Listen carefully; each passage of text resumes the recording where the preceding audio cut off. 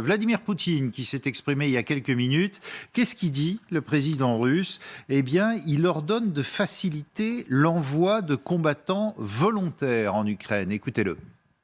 Вы видите, что есть люди, которые хотят на добровольной основе, тем более не за деньги, приехать и оказать помощь людям, проживающим на Донбассе. Ну что же, надо пойти им навстречу и помочь им перебраться в зону боевых действий. Voilà, c'est quand même hallucinant ce que dit le tsar russe là. Envoyer des combattants volontaires, si vous voulez y aller, qui plus est, pas pour de l'argent, et aider ceux qui vivent dans le Donbass. Ça veut dire quoi, colonel? Ça veut dire qu'il a besoin de troupes aguerries?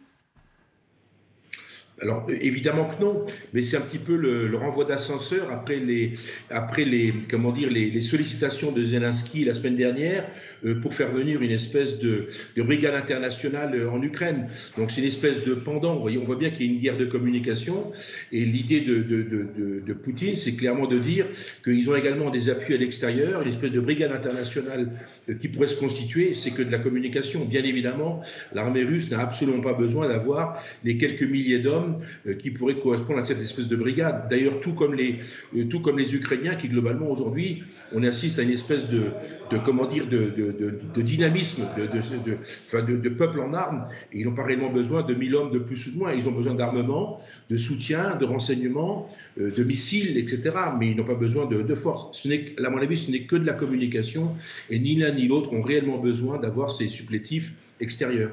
Mais ces volontaires, ça pourrait être quoi? Ça pourrait être des espèces de mercenaires de la force Wagner ou des Tchétchènes? Alors ça peut être tout. Alors vous savez que les Tchétchènes communiquent beaucoup sur l'appui qu'ils apportent évidemment aux forces russes. Il y a des images qui tournent sur les sites qui sont assez indicatifs, mais ça reste quand même que du décor, et que vous savez, c'est des barbus, c'est une espèce de brigade islamiste. Bon, encore une fois, c'est pas très sérieux. Ce conflit, c'est un conflit entre deux pays. L'Ukraine, 42 millions d'habitants, encore une fois, ce n'est pas les 1000 ou 2000 hommes qui viendraient de Tchétchénie ou d'ailleurs qui pourraient déstabiliser. Encore une fois, ce qu'on voit bien, c'est que cette guerre se déroule à plusieurs niveaux.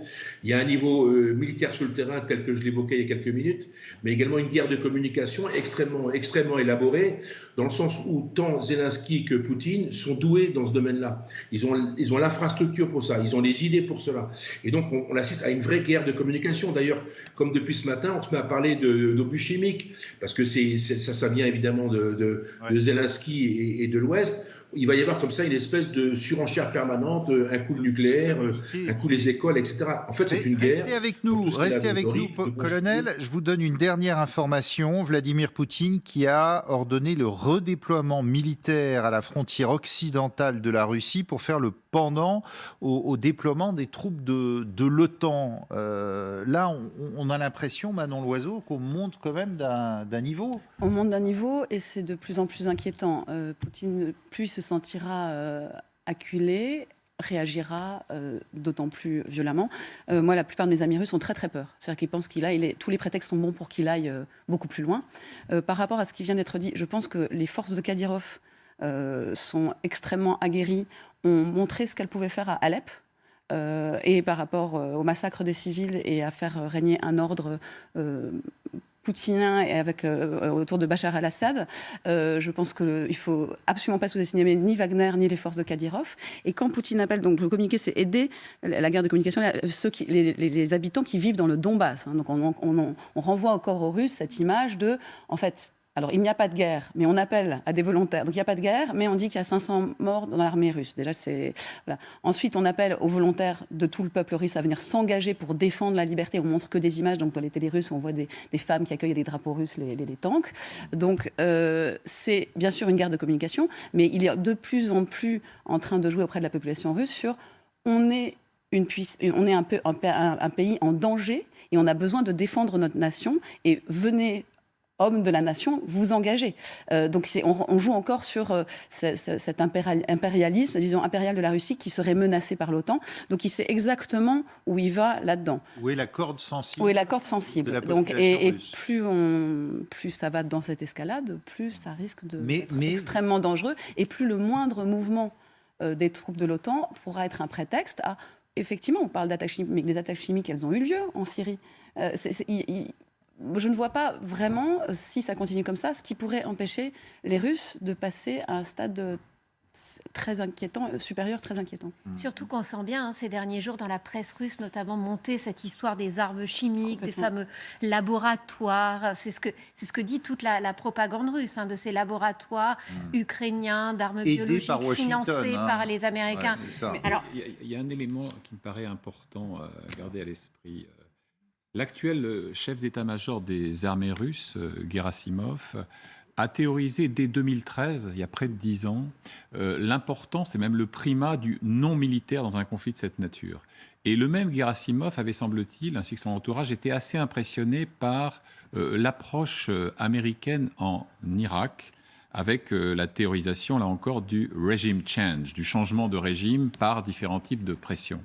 Donc, il n'est pas très surprenant que l'on retrouve des martingales qui ont été utilisées avec le bonheur que l'on sait par les États-Unis nous refont au moment de des l'Irak. armes de destruction massive avec du chimique. C'est un narratif que l'on connaît absolument par cœur. Et d'ailleurs, ça va être très intéressant. Il va y avoir l'épreuve du réel là, en quelques heures, puisqu'il devrait y avoir dans les prochains moments une réunion au Conseil de sécurité des Nations Unies où les Russes se sont engagés à dévoiler les preuves de ces accusations. Donc ils vont nous refaire le coup de Colin Powell avec la petite fiole liquide à l'intérieur. Je trouve que c'est un clin d'œil de l'histoire assez sidérant. Oui.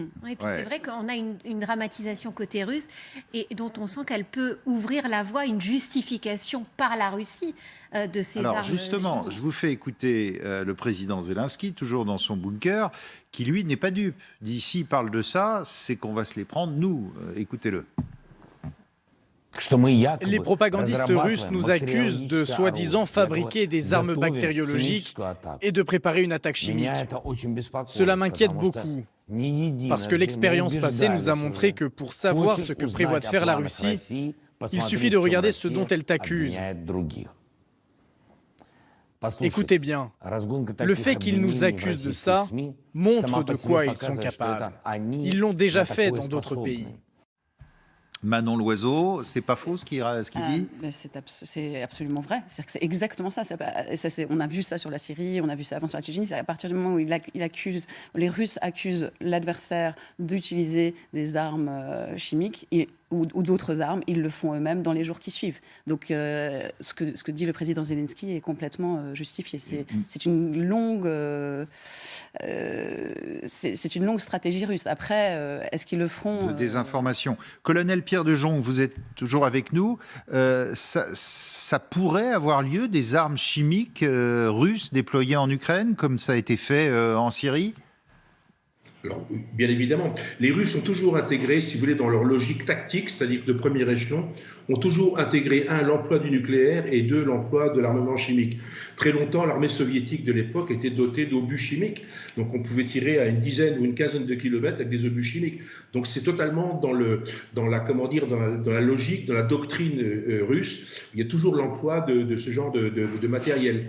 Ce qui est intéressant, ce qui est à noter dans ce dispositif, c'est qu'on voit bien cette espèce de montée en puissance. Et Poutine, lorsqu'il communique là-dessus, il sait très bien que les Occidentaux, d'une façon générale, sont très impressionnés, en tout cas sont très sensibles à ce genre de discours. Et je pense que le discours est autant orienté en direction de Zelensky et des Ukrainiens que des Européens. Il sait très bien aujourd'hui qu'à Versailles, d'ailleurs qu'il connaît bien, puisque le président Macron l'a reçu il y a quelques années, il sait très bien qu'à Versailles, c'est un sujet de discussion.